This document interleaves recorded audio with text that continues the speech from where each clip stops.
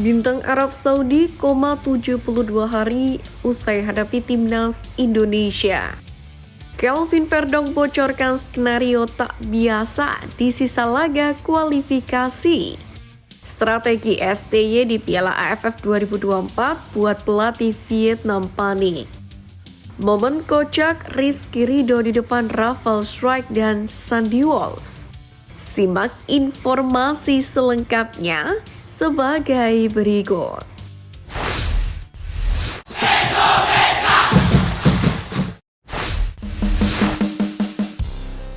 Strategi STY di Piala AFF 2024 buat pelatih Vietnam panik.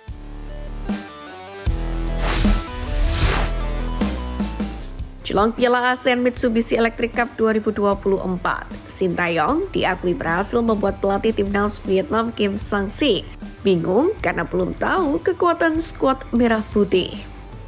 Seperti yang diketahui, timnas Indonesia akan menurunkan tim U22, yakni untuk turnamen yang dulunya disebut Piala AFF tersebut. Itu berarti STY akan membangun timnas Indonesia dengan komposisi yang jauh berbeda ketimbang tim senior yang ikut kualifikasi Piala Dunia. Dikutip dari media Vietnam Soa.vn, Kim Sang-sik jadi tak bisa mempersiapkan diri untuk menghadapi timnas Indonesia. Padahal, lawan utama Vietnam di Piala ASEAN Mitsubishi Electric Cup 2024 adalah skuad Garuda. Tentu karena berada satu grup, Kim Sang-sik pun perlu menganalisa lawan-lawannya. Sejauh ini hanya timnas Indonesia yang bisa dikatakan tidak diketahui kekuatannya karena bakal bermain dengan skuad yang jauh berbeda. Sebagai informasi tambahan, sejumlah klub di Liga 1 pun sudah mengumumkan pemain-pemainnya yang dipanggil untuk memperkuat timnas Indonesia di Piala AFF 2024. Namun jika ditotalkan baru 14 pemain, jadi masih ada sekitar 8 pemain yang masih dirahasiakan oleh Sintayong. Menurut Soha, itu seperti membuat bingung Kim Sang-sik dan juga pelatih tim-tim lain.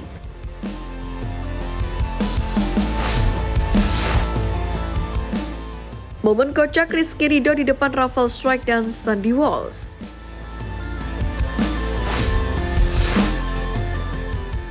Meski dikenal sebagai pemain serius di lapangan, Rizky Ridho ternyata orang yang jahil dan kerap mengerjai rekan-rekannya di timnas Indonesia, terutama ke pemain keturunan.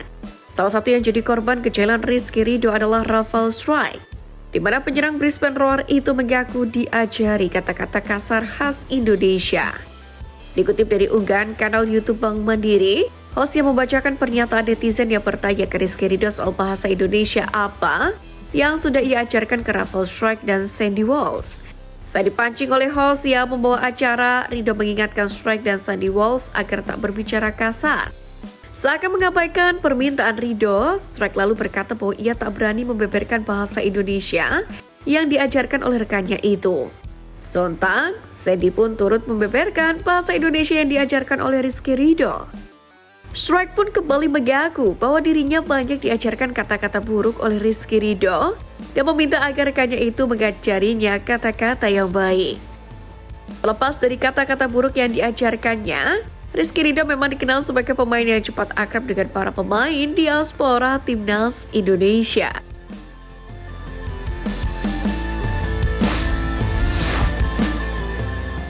Kelvin Verdong bocorkan skenario tak biasa di sisa laga kualifikasi. Bintang timnas Indonesia Kelvin Verdong optimis skuad Garuda bisa lolos ke Piala Dunia 2026 jika meraih hasil positif di 4 laga tersisa pada babak kualifikasi. Kepada media Froza NEC, hal itu diungkapkan usai berhasil membungkam Arab Saudi dengan skor 2-0. Timnas Indonesia sendiri menyisakan 4 laga yang mana 2 diantaranya adalah laga kandang dengan melawan Bahrain dan juga China.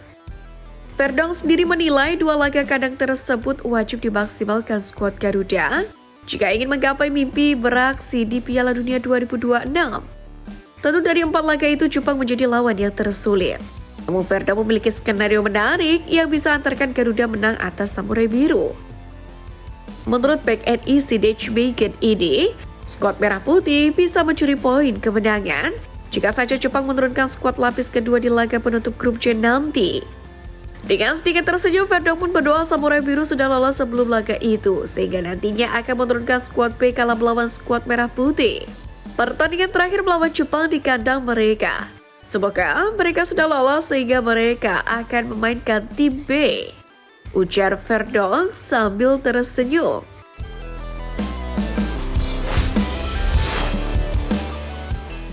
Bintang Arab Saudi koma 72 hari usai hadapi timnas Indonesia.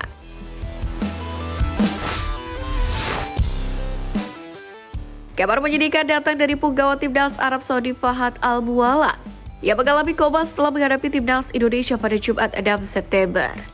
Fahad Al-Mualla sendiri diketahui bermain 1 menit saat timnas Arab Saudi bermain imbang 1-1 dengan timnas Indonesia di matchday pertama Grup C kualifikasi Piala Dunia 2026 zona Asia yang mana berlangsung di Jeddah, Arab Saudi.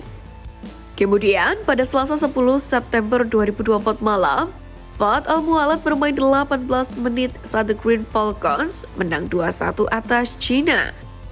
Berselang 2 hari dari laga melawan China, Fahad Al-Mualla terjatuh dari balkon rumahnya yang berada di Uni Emirat Arab, atau tepatnya pada Kamis 12 September. Karena insiden ini, pesepak bola 30 tahun milik Al-Sabab ini harus menjalani perawatan intensif di rumah sakit. Berselang 72 hari dari kejadian, Fahad Al-Mualla belum kunjung sadar. Hal itu disampaikan salah satu media Arab Saudi @football_levi. Fahad Al-Mualla telah koma selama 72 hari. Kami mohon kepada Allah SWT, Tuhan Yang Maha Esa, agar menyembuhkannya, memberinya kesehatan, dan segera mengembalikannya ke tempat yang aman, tulis media tersebut. Sebelum mengalami insiden di atas, Fahad Al-Mualla merupakan salah satu pemain senior di skuad Arab Saudi. Ia tercatat mengemas 74 caps dengan koleksi 17 gol untuk skuad Aswan Hirvirina. Untuk itu, mari kita doakan kesembuhan penyerang Arab Saudi ini. Meski berstatus sebagai rival untuk lolos ke Piala Dunia, bagaimanapun semua pesepak bola layak mendapatkan dukungan ketika mengalami insiden yang melibatkan nyawa.